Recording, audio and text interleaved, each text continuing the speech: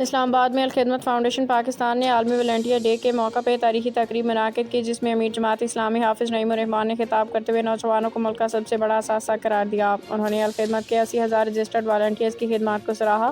کہا کہ الخدمت مشکل گھڑی میں ہمیشہ قوم کے ساتھ کھڑی ہوتی ہے۔ انہوں نے ٹریفک قوانین کے نام پر نوجوانوں کو تنگ کرنے کی مذمت، نوجوانوں کو حقوق کی جدوجہد تیز کرنے پر زور دیا۔